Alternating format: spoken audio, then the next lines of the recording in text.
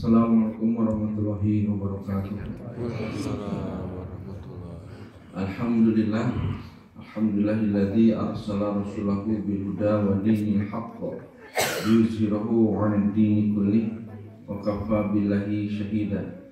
Asyhadu an la ilaha illallah wahdahu la syarika lah wa asyhadu anna Muhammadan 'abduhu wa rasuluhu alladzi la nabiyya ba'dah. Amma ba'du. Ibu-ibu, bapak-bapak, jemaah masjid al-muhajirin dalam masjid. Alhamdulillah. Berdoa Allah Subhanahu wa taala pada pagi hari ini dapat berwajah kembali dalam kajian sejarah Islam.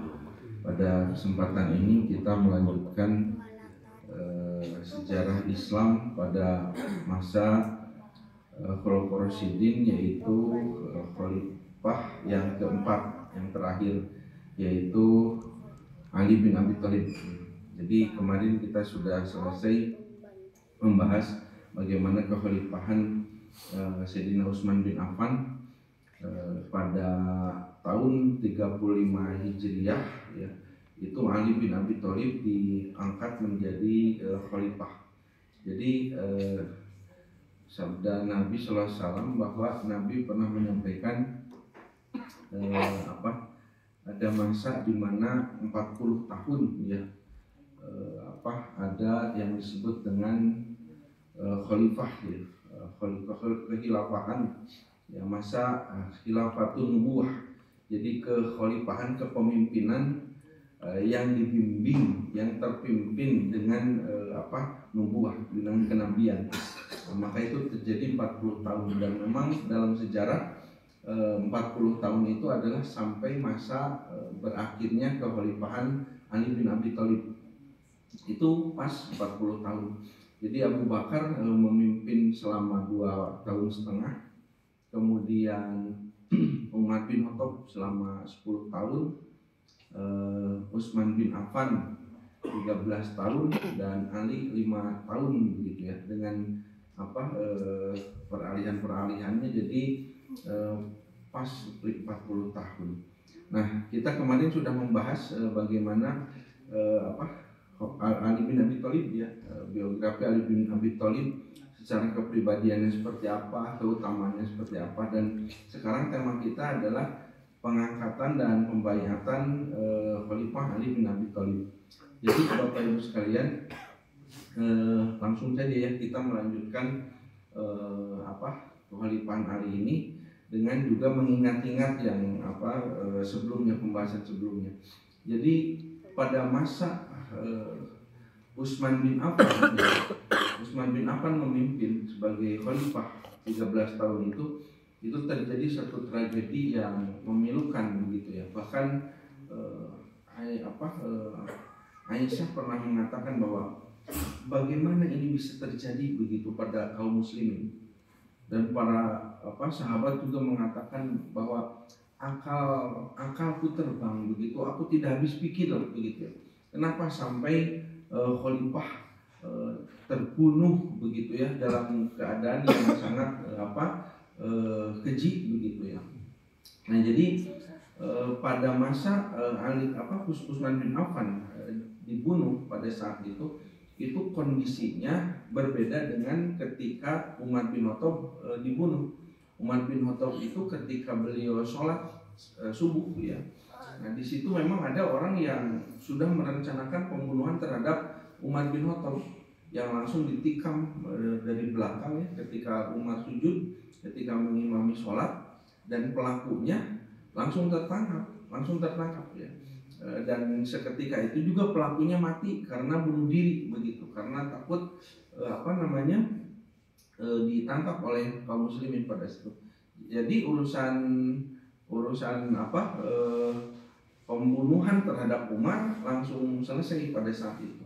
Sedangkan Umar bin Khattab sendiri pada saat itu belum langsung wafat, ya, tetapi sempat beliau beberapa hari masih hidup. Tapi karena racun yang menjalar dari belati atau pisau yang ditusukkan itu kemudian menyebabkan Umar bin Khattab meninggal. Nah, yang berbeda dari pemilihan khalifah di masa Ali ini adalah di masa Abu Bakar mendelegasikan langsung kepada Umar untuk menjadi khalifah. Kemudian di masa Umar masih sempat dalam kondisi sakitnya karena ditusuk pisau tadi itu untuk memilih dari para sahabat Nabi itu 6 orang untuk kemudian 6 orang itu memilih salah satu di antara mereka menjadi khalifah. Nah, jadi peralihan kepemimpinan di masa Abu Bakar, Umar cenderung aman.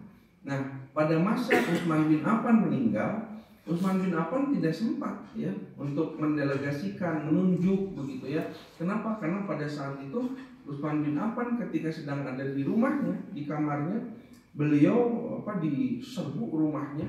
Karena pada saat itu pendemo itu sekitar 6.000 orang di Madinah berkumpul dari Kufah, dari Basrah, dari Mesir begitu ya. Kemudian pada saat itu terjadi sebuah tragedi sudah saya kisahkan itu. Tragedi bahwa Utsman bin Affan dibunuh secara keji dan tidak ada orang yang kemudian bisa ditangkap oleh Ali bin Abi Thalib sebagai yang bertanggung jawab membunuh Utsman. Kenapa? Karena yang masuk ke rumah Utsman bin Affan itu banyak yang masuk ke rumah Utsman bin Affan itu sampai tidak diketahui siapa sebetulnya pembunuhnya, karena pembunuhnya tidak tunggal.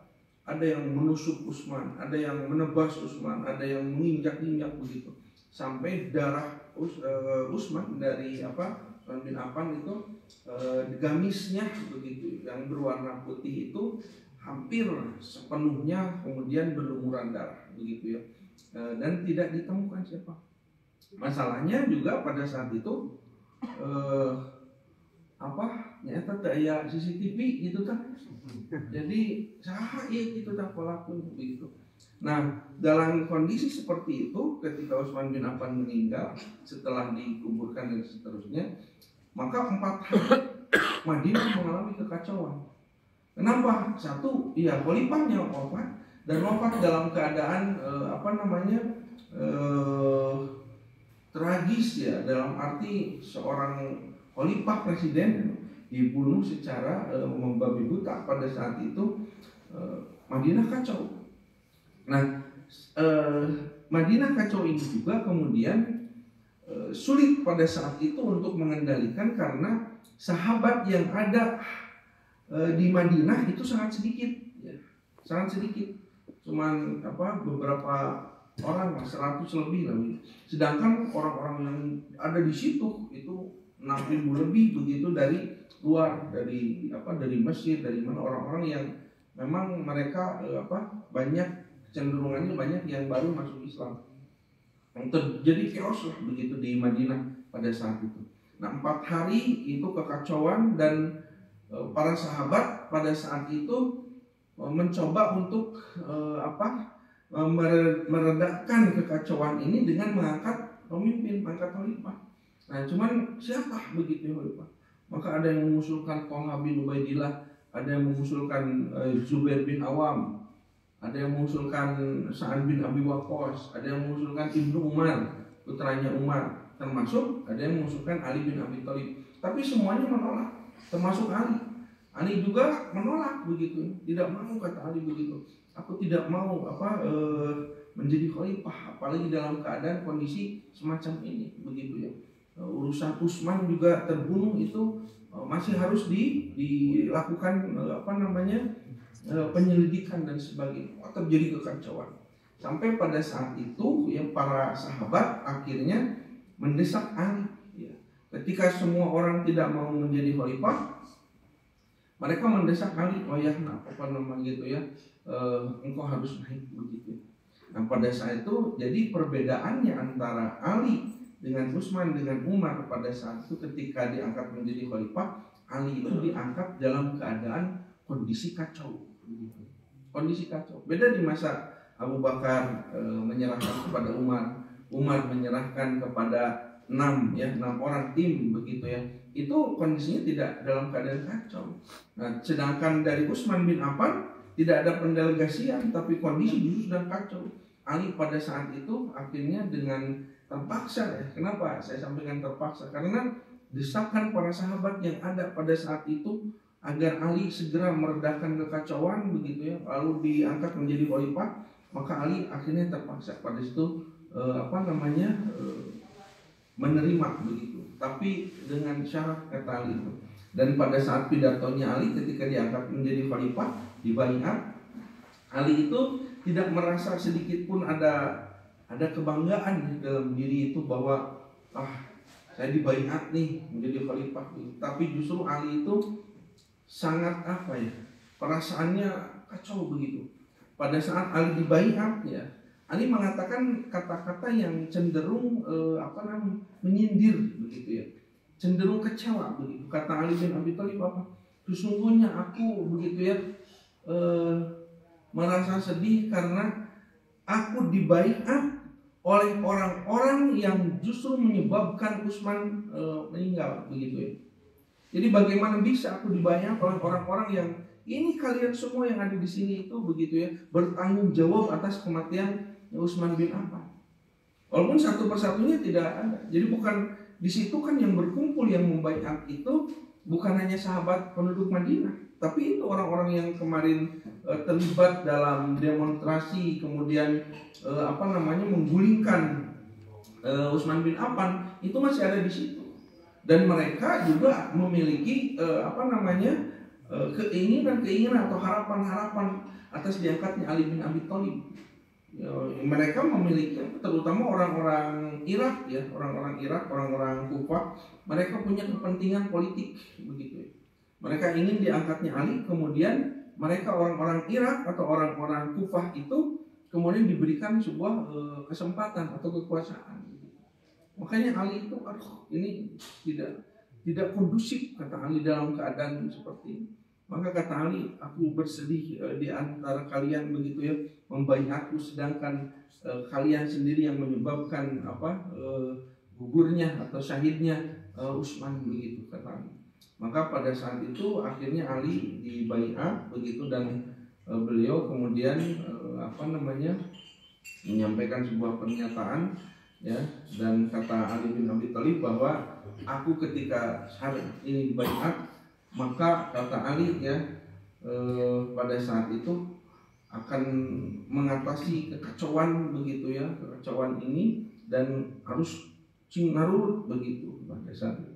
Nah maka Bapak Ibu sekalian, kebijakan Ali dalam mengatasi kekacauan dan rencana mengadili para pembunuh Utsman dilakukan oleh Ali. Nah tapi pada saat itu ya, ketika Ali menjabat menjadi khalifah, Ali berusaha untuk mencari tahu ya, atau menyelidiki, yang melakukan investigasi siapa yang membunuh Utsman. Tapi Ali kesulitan. Tadi kesulitannya apa? Sulit mencari siapa ini yang membunuhnya, karena yang datang itu orang itu banyak. Ya beda dengan tadi yang membunuh Umar. Yang membunuh Umar cuma seorang, dia membunuh, dikejar orangnya, kemudian ditangkap, bunuh diri, selesai. Ya, tapi yang membunuh Utsman itu siapa? Tidak ketahuan. Orang masuk ke rumah Utsman, lalu kemudian Utsman meninggal, sudah dalam keadaan meninggal, sedangkan orang-orang pada itu kemudian berlarian, berhamburan. Tidak ada yang melihat siapa si A, si B, si C. Maka Ali kesulitan mengumpulkan informasi, mengumpulkan orang-orang, dan orang-orang cenderung mengatakan saya tidak tahu begitu. Maka Ali kesulitan. Nah, pada saat kekacauan semacam ini, ada sahabat Nabi namanya Thalhah bin Ubaidillah dan Zubair bin Awam. Ini dua sahabat Nabi yang Bapak Ibu kalau masih ingat, ada 10 orang yang Nabi sampaikan masuk surga, jamin masuk surga. Abu Bakar fil jannah, Umar fil jannah, Utsman fil jannah, Ali fil jannah. Ya, kemudian Utsman fil jannah, kemudian Abdurrahman bin Auf fil jannah, Thalhah bin Ubaidillah fil jannah, Zubair bin Awam fil jannah. Ini disebutkan 10 orang, dan 2 orang yang diantara 10 orang yang disebutkan oleh Nabi yang masih hidup, diantaranya adalah Thalhah bin Ubaidillah dan Zubair bin Awam. Ini dua orang yang dijamin masuk surga. Nah pada saat itu Thalhah bin Ubaidillah dan Zubair bin Awam begitu ya, merasa bahwa kematiannya Utsman ini harus segera tuntas, harus diusut begitu ya, ditangkap orang-orangnya, diadili begitu ya, dihukum. Nah ditunggu setelah 4 bulan begitu oleh Thalhah dan Zubair bin Awam, tapi tidak ada kemajuan begitu ya untuk mengatasi siapa pembunuh Utsman. Maka Thalhah dengan Zubair mendatangi Ali, wahai Ali, ini kenapa engkau belum menangkap seorang pun begitu ya yang bertanggung jawab atas kematian Utsman? Kata Ali, memang sulit mencuri orang. Ya tak, Kang, sesah begitu tanya, susah begitu ya. Ini siapa begitu?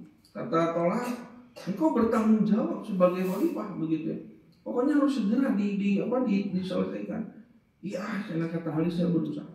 Tapi setelah sekian lama belum juga ada seorang pun yang ditangkap oleh Ali bin Abi Thalib. Didatangi lagi oleh Thalhah dan Zubair. Maka Ali tetap dengan jawabannya, aduh, jangan katewak, jangan begitu. Dan Ali pada saat sudah mulai disibukkan dengan urusan-urusan umat, urusan negara begitu ya, mengurus bagaimana stabilitas ekonomi, mengurus banyaknya umat, kemudian sistem pemerintahan begitu ya, harus Ali pikirkan, bukan hanya urusan pembunuh Utsman.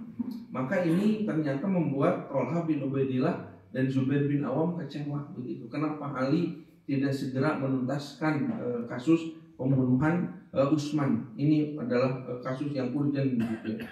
Nah makanya Thalhah bin Ubaidillah dan Zubair bin Awam ya kemudian nanti mendatangi Aisyah. Aisyah begitu ya. Ini bagaimana begitu ya, kondisi Utsman begitu ya yang terbunuh begitu. Maka kata Aisyah, pada saat itu ya aku tidak habis pikir begitu, kenapa memang tidak segera ditangkap pembunuh Utsman.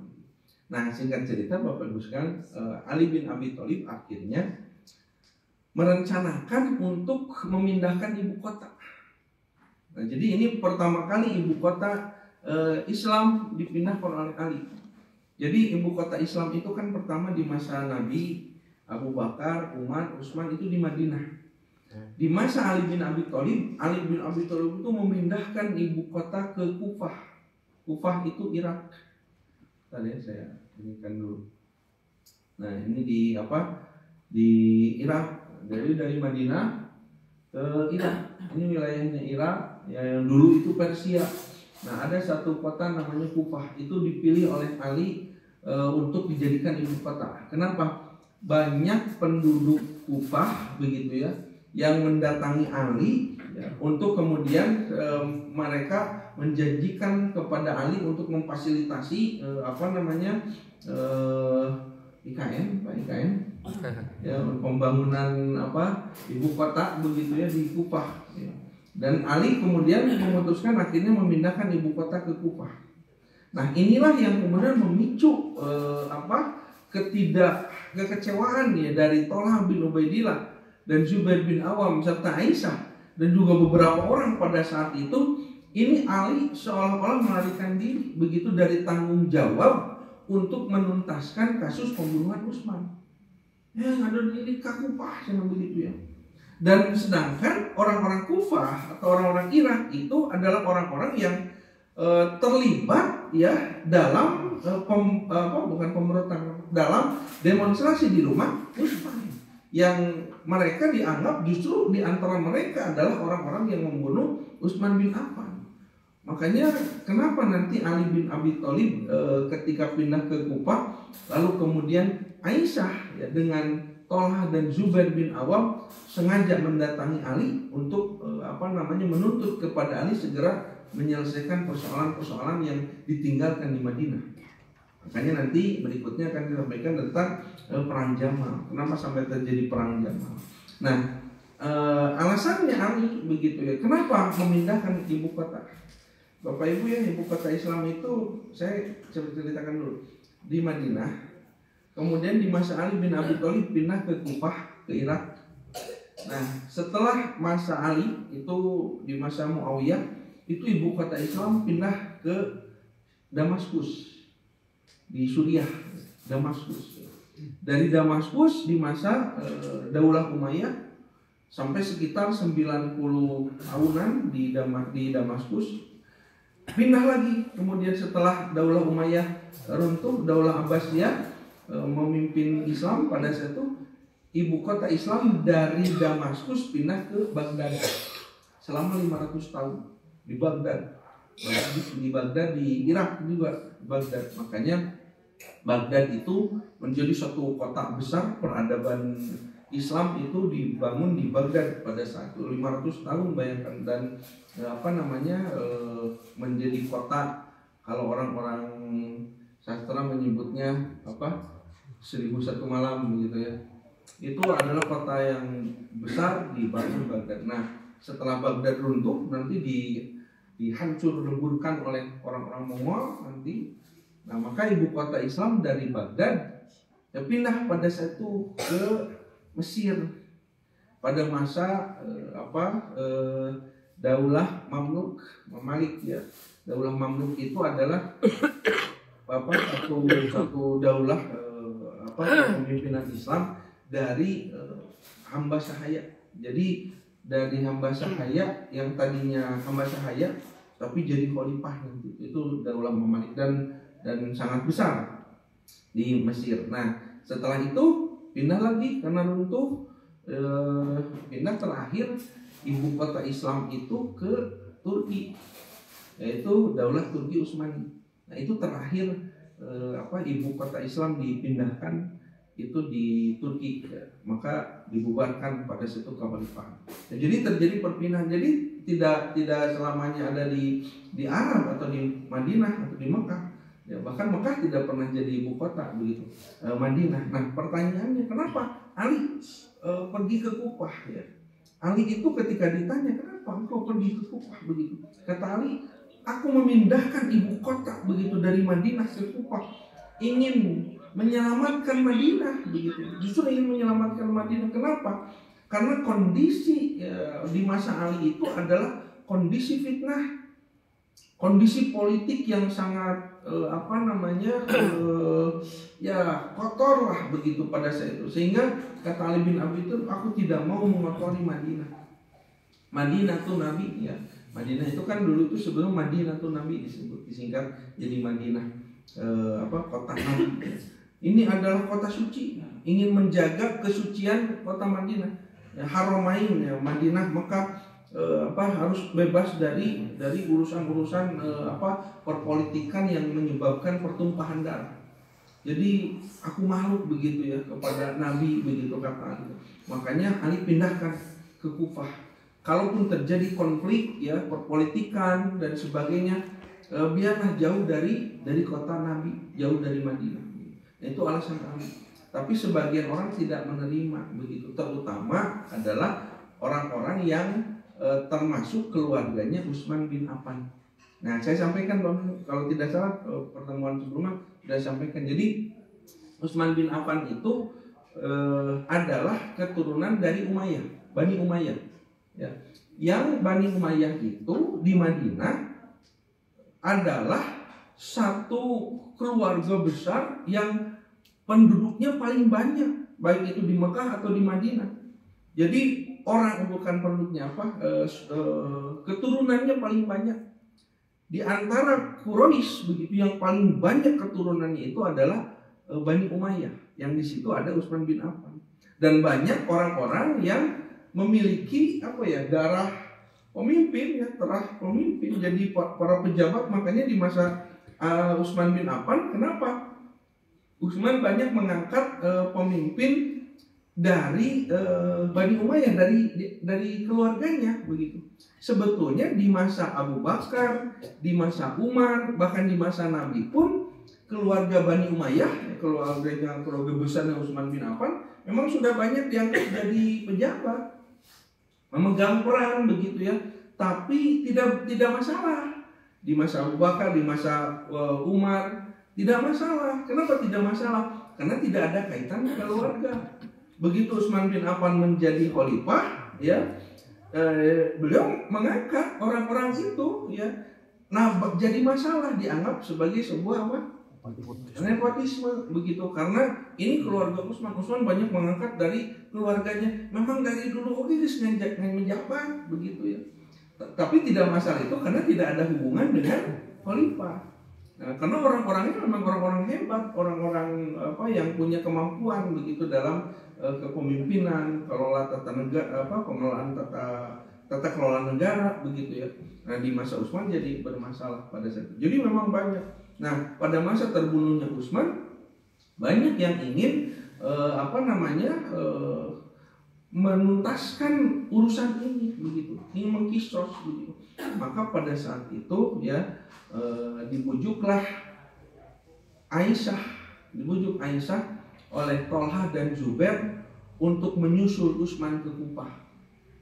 Jadi Utsman sudah pergi ke Kufah, Ali ke Kufah, maka Tolha, Zubair dan Aisyah merencanakan untuk berangkat ke Kufah, menuntut kepada Ali, ya, walaupun Ali sudah jauh dari Madinah, ya, tapi ini harus tuntas, begitu. Pembunuhan Utsman bin Affan tidak boleh dibiarkan, karena kalau dibiarkan akan menimbulkan persoalan-persoalan yang sama, karena orang-orang ini tidak dibuat jerah, begitu. Maka akhirnya Aisyah dengan Tolha bin Ubaidillah dan beberapa keluarga dari Utsman bin Affan berangkat ke Kufah. Nah, rencana keberangkatan Aisyah dengan Tolha dan Zubair bin Awam, kemudian beberapa orang dari keluarga Utsman, ternyata diikuti, begitu ya, diikuti oleh banyak orang penduduk Mekah, penduduk Madinah. Mereka ketika mendengar Aisyah mau menyusul Ali, begitu ya, mereka ikut, bahkan sampai terkumpul sekitar kurang lebih 20.000 orang. 20.000 orang, banyak sekali pada saat itu terkumpul. Maka Aisyah pada saat itu kaget, begitu. Kenapa ini banyak orang, begitu yang datang? Sampai Aisyah diberikan mendapati surat, ya, dari Basra, dari Irak juga, ya, dari Irak itu. Di Irak itu Alimah di Kufah, ini penduduk Basra, sama-sama penduduk Irak, mengirim surat kepada Aisyah bahwa mereka siap membantu, menampung dan memfasilitasi, ya, Aisyah, begitu ya, dan penduduk Madinah yang ikut ke sana, nanti mereka fasilitasi, mereka dukung, begitu. Dan mereka kemudian melaporkan kepada Aisyah, begitu, bahwa Ali bin Abi Thalib dalam kepemimpinannya, ya, tidak baik, begitu. Nah, maka pada saat itu Ummul Mukminin Aisyah, Tolha bin Ubaidillah dan Zubair bin Awam dan sebagian kecil sahabat pada saat itu berangkat, tetapi kemudian diikuti oleh banyak orang di perjalanan sampai terkumpul sekitar 20.000 orang. 20.000 orang dari Madinah kemudian berangkat ke Kufah. Nah, keberangkatan ini terdengar kemudian oleh Ali. Ada laporan kepada Ali bahwa Aisyah datang ke Kufah, begitu ya, dan membawa pasukan yang banyak, begitu. Ali kaget, kata Ali, ini mau apa Aisyah, begitu ya? Mau apa ini datang ke sini, begitu ya? Kemudian membawa pasukan yang banyak. Maka pada saat itu Ali bin Abi Thalib juga persiapkan orang-orang di Kufah, ya, persiapkan diri bisik terjadi apa-apa, begitu ya. Maka dikumpulkan pada itu pasukan sebanyak kurang lebih 12.000. Tapi tetap lebih banyak Aisyah, begitu pada itu. Maka Ali siapkan, begitu ya. Aisyah juga melakukan perjalanan dengan Tolha dan Zubair bin Awam. Nah, di tengah perjalanan Aisyah itu sempat merasa ragu. Dan Aisyah, kenapa ini disebut perang Jamal, ya, karena sangat mencolok, ya. Aisyah berada di depan, ya, memimpin pasukan, begitu ya, yang Aisyah menunggangi unta pada saat itu, ya, menunggangi unta, walaupun dihijab, begitu ya, unta itu menjadi sebuah simbol, begitu ya, pusat kepemimpinan dari rombongan ini. Aisyah berangkat. Cuman di tengah perjalanannya, Bapak Ibu, dari Madinah ke Kufah itu, ya, butuh waktu sekitar kurang lebih 15 hari ya, 10 sampai 15 hari perjalanan. Nah, di tengah perjalanan Aisyah itu merasa aduh, asa enak hati gitu ya. Genah hati cik Aisyah teh. Ini sepertinya melihat banyak orang tuh. Tadi nama pan Aisyah we jeung Tolha dan Zubair dan beberapa orang ke sana mau berdialog dengan Ali. Tapi kata Aisyah, ini kenapa jadi banyak begini? Jadi banyak begini orang yang ikut. Aisyah mengkhawatirkan sesuatu begitu. Aduh, khawatir, apalagi khawatir disusupi oleh orang-orang yang dari sebelumnya sudah dicurigai ya sebagai orang-orang yang menyulut kekacauan di Madinah ketika pembunuhan Utsman. Maka Aisyah ada sebuah keraguan. Nah, di tengah-tengah keraguan, Aisyah pada itu belum menyampaikan kepada Tolha harus menjadi itu, tapi Aisyah terus berjalan sampai akhirnya di tengah perjalanan ya di satu malam begitu, di malam hari Aisyah tidak bisa tidur dan pada situ Aisyah mendengar gonggongan anjing begitu. Oh, begitu di tengah malam itu. Aisyah mendengar gonggongan anjing, dari kemarin juga tidak ada begitu. Kenapa masuk ke daerah ini? Lalu Aisyah mendengar gonggongan anjing begitu di malam hari. Nah, pada saat mendengar gonggongan anjing, lalu Aisyah kemudian teringat ya sabda Nabi begitu. Oh, Nabi pernah bersabda ya kepada Aisyah, wahai Aisyah, jika engkau satu saat mendengar gonggongan anjing di malam hari begitu ya, maka itu adalah sebuah pertanda akan ada muncul sesuatu yang bahaya lah begitu. Dan kalau engkau sedang berada di luar, segeralah kembali ke rumah. Nah, maka pada saat itu Aisyah merasa ingat begitu sabda Nabi itu. Padahal sudah lama, itu kan sudah 35 tahun yang lalu begitu ya, 30 tahun yang lalu Nabi bersabda begitu. Dan Aisyah tidak pernah mendengar gonggongan anjing di malam hari kecuali hari itu. Makanya Aisyah ingat begitu, ingat sabda Nabi itu. Maka pada saat itu kemudian di pagi hari Aisyah meminta Tolha dan Zubair untuk menghadap. Lalu kemudian Tolha dan Zubair bertanya, ada apa? Kata Aisyah, aku ingin pulang. Aku ingin pulang, kata Aisyah itu. Kenapa? Tiba-tiba begitu ya. Ini kita sudah hampir sampai begitu, kata Tolha dan Zubair begitu. Kata Aisyah, tidak. Aku punya perasaan yang tidak nyaman begitu. Ingin pulang begitu. Tapi Tolha dan Zubair membujuk Aisyah, sedikit lagi lah, sekenap dikit. Iya begitu gitu. Kita terus di situ orang juga gitu di sini. Ayo itu piknik gitu.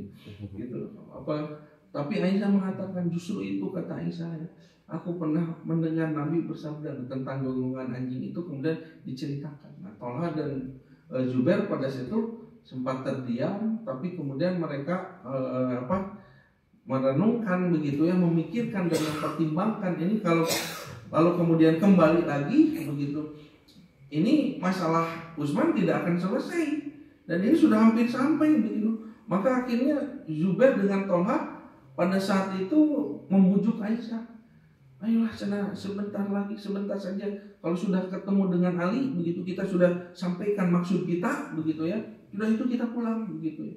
Yang penting mah jadi sebelumnya kan Zubair dengan Tolha sudah meminta kepada Ali untuk menuntaskan kasus Utsman itu, tapi tidak ada kemajuan. Nah, sugana ya tuku Ummul Mukminin mah begitu oleh istri Nabi atau ibunda dari kaum mukminin kemudian menyampaikan kepada Ali. Ali kemudian rada serius mengurusi kasus pembunuhan Utsman gitu. Jadi itu harapan Tolha dan juga Aisyah dibujuk terus sampai kata Aisyah, sudah atulah, ayo kita datang dulu ke sana ngobrol, setelah itu kita pulang. Akhirnya terjadilah kemudian perjalanan itu ya sampai hampir tiba di Kufah gitu.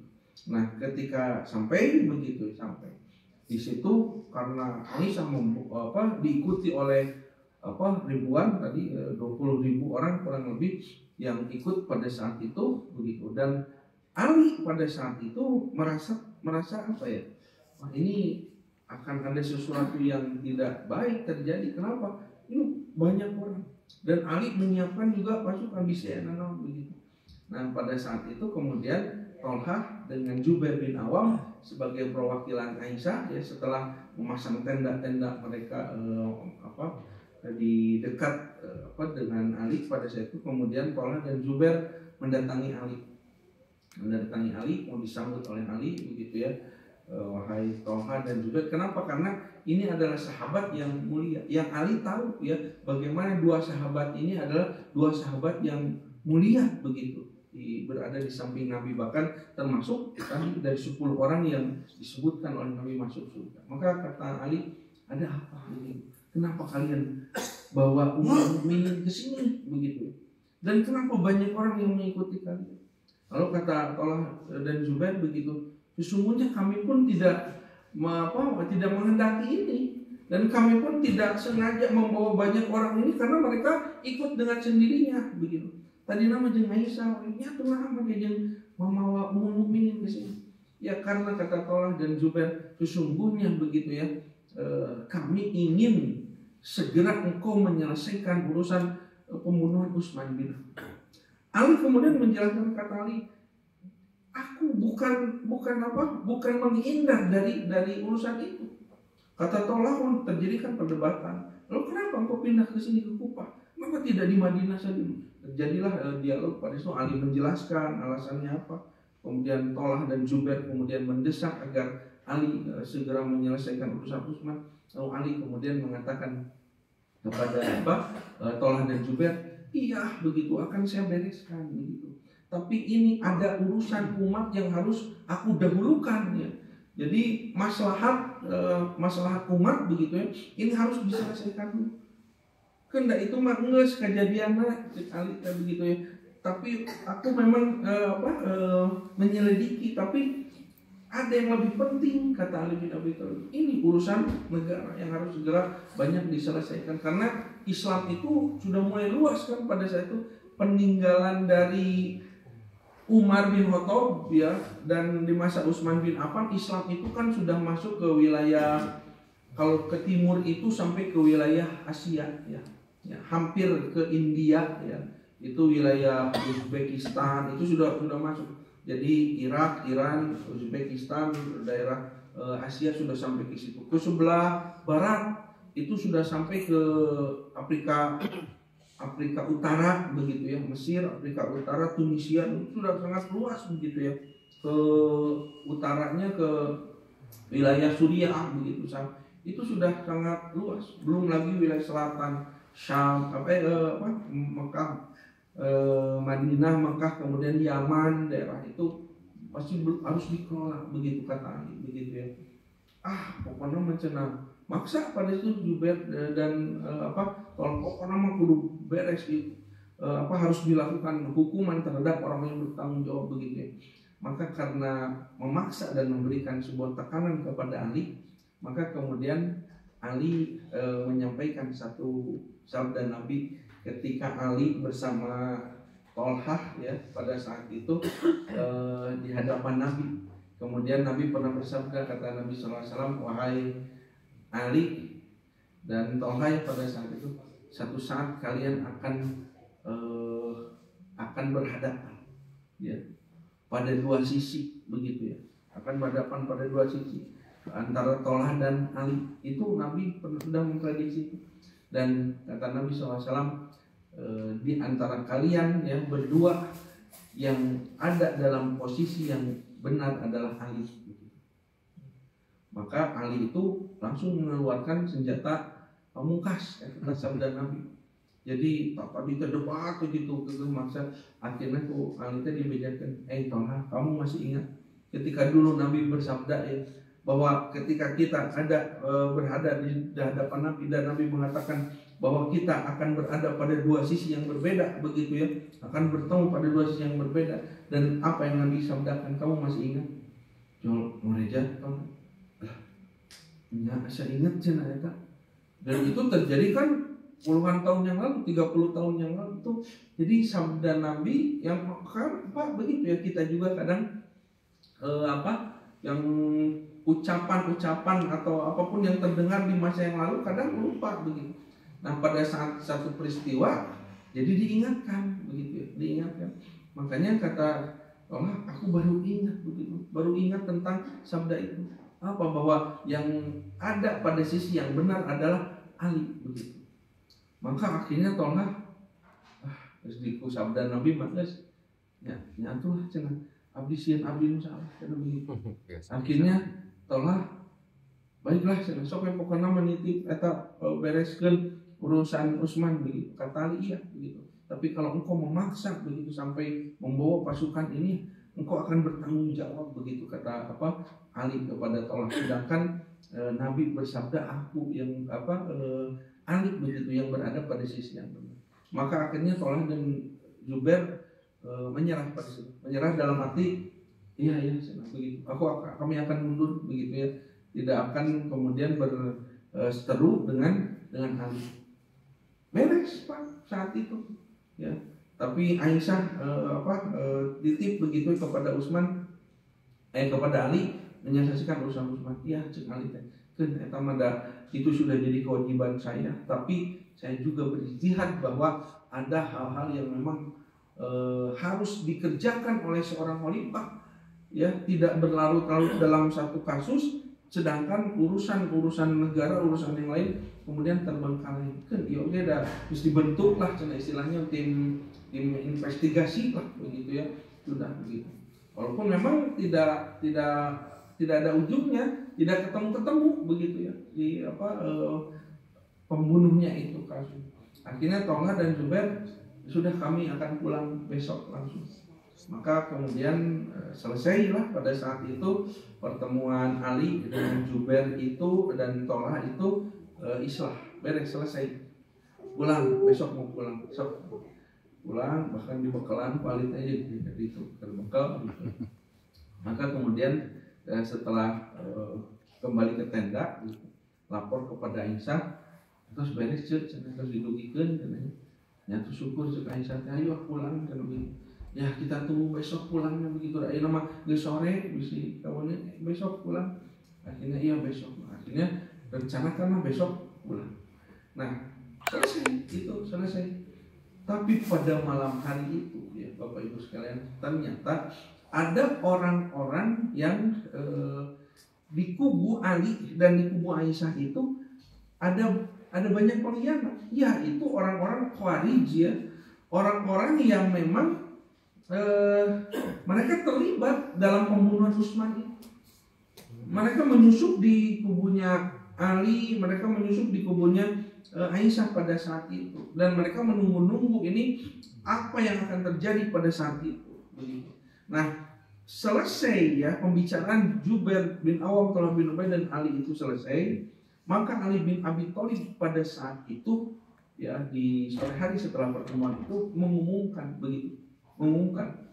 kata Ali bin Abi Thalib ya, sesungguhnya begitu ya pertemuan antara Tolha, Zubair dan Ali ini sudah selesai kata Ali itu, dan Ummul Mukminin juga yang ikut akan pulang besok begitu, dan kami sudah mendapatkan apa yang mereka harapkan begitu kata Ali, mereka pulang.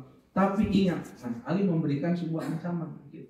Kata Ali, tapi ingat begitu ya, bagi siapapun di antara kalian, baik orang-orang yang berada di belakangku begitu, orang-orang Irak atau yang ada di belakang Aisyah pada saat itu begitu, di antara kalian ada yang bertanggung jawab ya terhadap pembunuhan Utsman begitu ya, maka aku harapkan kalian menyerahkan diri dan segera menghadap kepadaku begitu ya.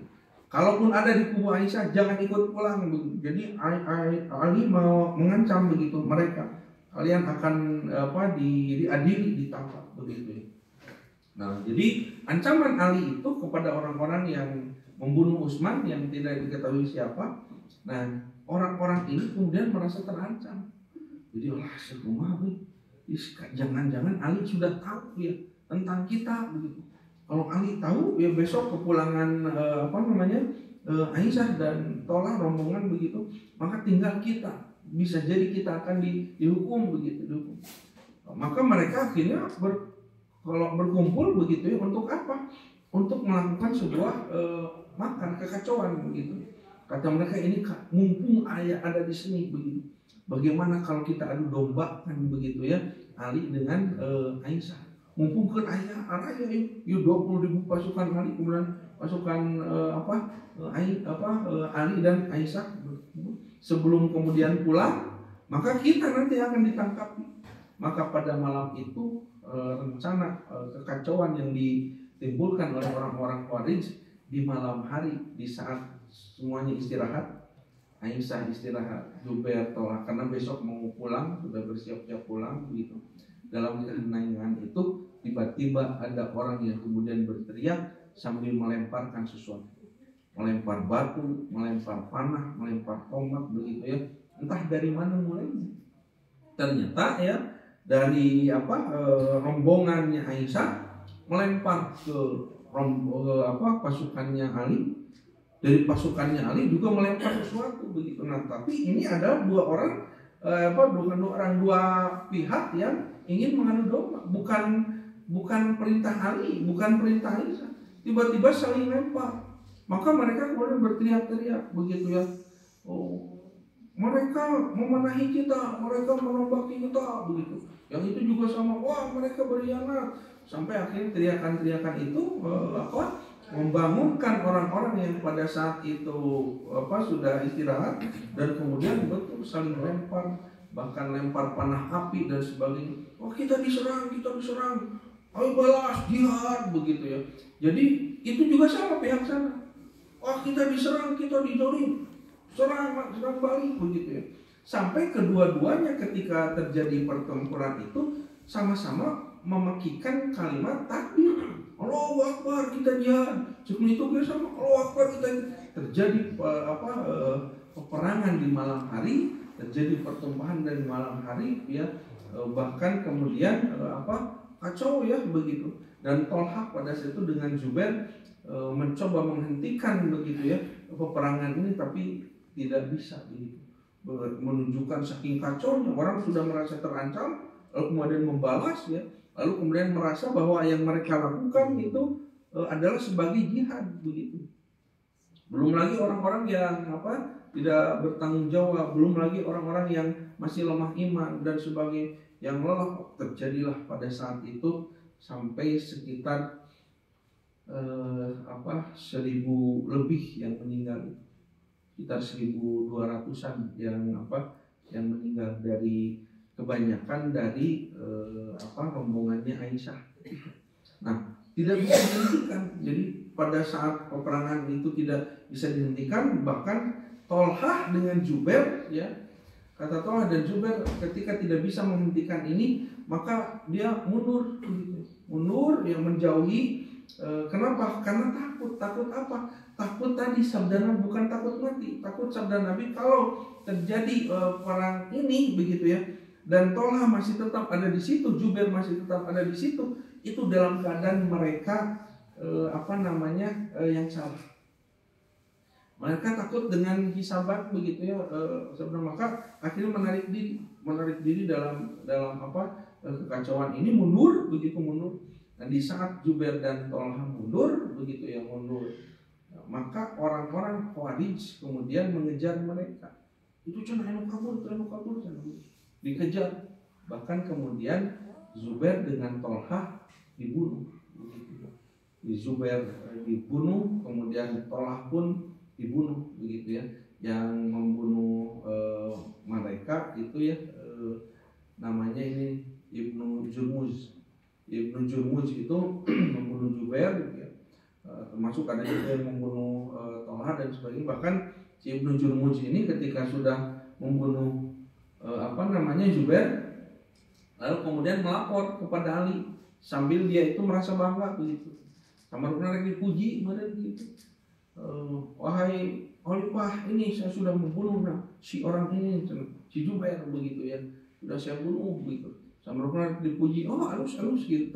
Kamu dinaikkan jabatan gitu. Padahal pada saat itu Ali mengatakan bahwa siapa yang sudah membunuh ya orang yang sudah Nabi jaminkan surganya begitu Jubair, maka Allah melaknatnya. Tadi kecil begitu sebenarnya dipuji jangan ada dicarikan. Pada saat itu sih kematian Zubair bin Awam dan Tolhah bin Ubaidillah pada saat itu gugur di di perang Jamal pada saat itu. Nah, apakah perangnya berhenti sampai keesokan harinya? Perang tidak berhenti, dan Ali itu sudah menginstruksikan kepada semua pasukannya mundur, kata Ali mundur, berhenti begitu. Tapi perang terus terjadi ya, sulit untuk dihentikan. Aisyah pun tidak bisa berbuat apa-apa begitu ya. Sebagai seorang perempuan pada situ berada di atas unta begitu ya, naik unta pada saat itu menjadi simbol peperangan itu begitu ya. Orang-orang kemudian berperang, Aisyah diam, tidak bisa apa-apa begitu, karena Aisyah bukan seorang panglima perang pada saat itu. Tolhah dan Zubair juga sudah tidak ada. Ini siapa lagi yang bisa mengendalikan peperangan ini? Sulit. Maka pada saat itu ya Ali mengatakan begitu.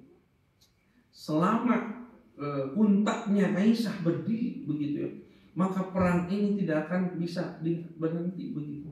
Kalaupun Ali menarik mundur pasukan begitu, itu dari kubu Aisyah akan terus menyerang dan pasti pasukannya akan membalas. Wah, kacau begitu ya. Sampai akhirnya Ali memerintahkan beberapa orang ya untuk menumbangkan untanya Aisyah, termasuk adik tiri dari Aisyah sendiri. Pada situ ada namanya Muhammad bin Abu Bakar.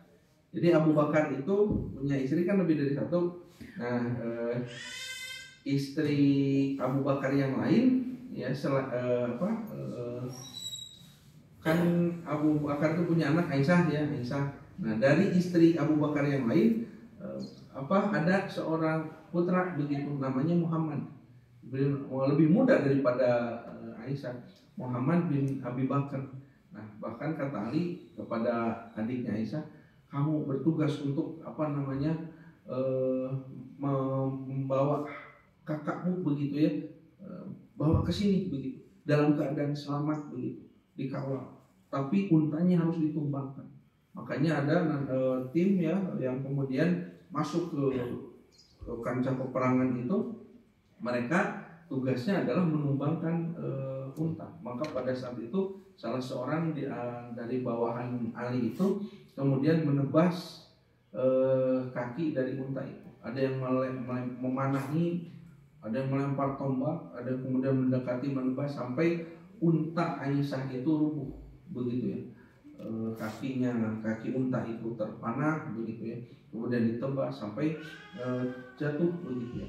Nah, karena mereka tidak ada yang berani menyentuh Ummul Mukminin, menyentuh Aisyah begitu ya, maka tadi Muhammad bin Abi Bakar akhirnya mendekati kepada Aisyah, wahai Ummul Mukminin, kakak begitu ya, aku ditugaskan oleh Khalifah Ali begitu ya, akan mengawalmu. Yang Aisyah pada situ tidak bisa apa-apa ya, akhirnya ikut. Nah, ketika unta ditebas, maka untanya jatuh. Nah, para pengikut Aisyah yang melihat unta jatuh merasa bahwa sudah simbol peperangan ini sudah jatuh, sudah hilang. Maka akhirnya mereka menyerah, tidak melakukan peperangan ini. Unta Aisyah jatuh begitu. Perang berakhir. Nah, maka pada saat itu perang dihentikan ya. Unta Aisyahnya jatuh, Aisyah kemudian dibawa orang-orang yang mengikuti Aisyah menganggap bahwa Aisyah sudah ditangkap, sudah kalah, maka mereka membubarkan diri. Ada yang bubar, mereka melarikan diri kemana begitu. Akhirnya bubar perang itu. Nah, akhirnya Aisyah dibawa oleh adiknya itu Muhammad bin Abi Bakar menemui Ali begitu, dan ketika berhadapan dengan Ali begitu pada saat itu. Dan ingat ya, istri Nabi itu di Al-Quran itu surah Al-Ahzab itu ya, sudah di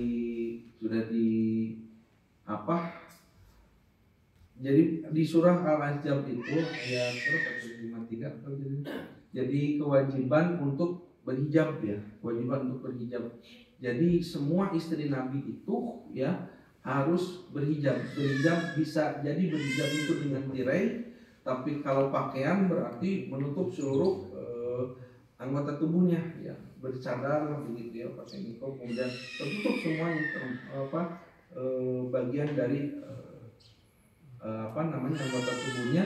Istri Nabi memang khusus istri Nabi tidak boleh terlihat. Nah, makanya pada situ Ali bin Abi Thalib berbicara dengan Aisyah dengan berhijab pada situ, pakaiannya tertutup, tapi Ali juga memasang hijab juga sebagai bentuk penghormatan. Lalu kemudian Ali mengatakan, ya, wahai ibunda kaum muslimin begitu, ummul mukminin, ya, engkau masih tetap ummul mukminin begitu. Aku tidak mengerti kenapa kau ada di sini, begitu kata Ali begitu.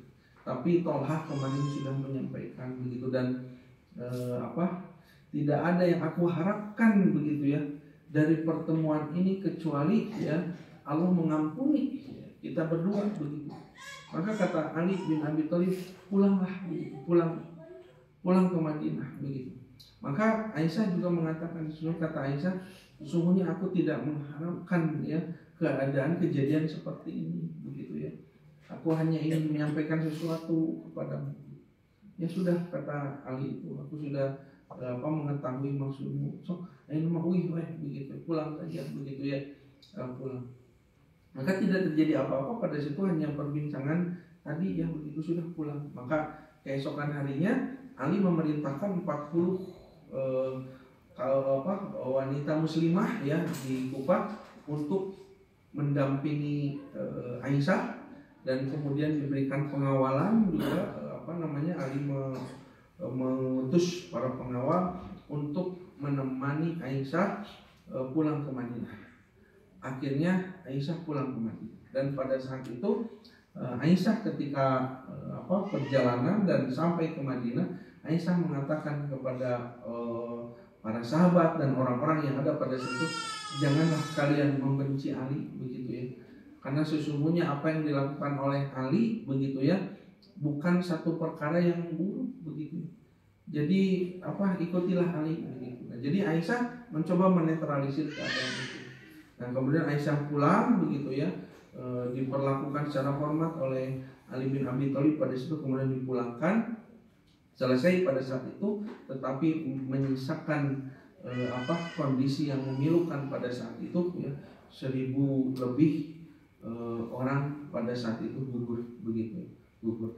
Ada yang memang kata para ulama, ada yang memang di antara mereka masuk kategori syahid, ada yang memang ya tidak begitu ya, terutama orang-orang Khawarij yang mereka menyulut kekacauan itu begitu. Nah, maka Ali bin Abi Thalib kemudian memerintahkan untuk mengumpulkan semua jenazah, dan jenazah itu dikuburkan layaknya seorang syahid semuanya begitu ya, dikuburkan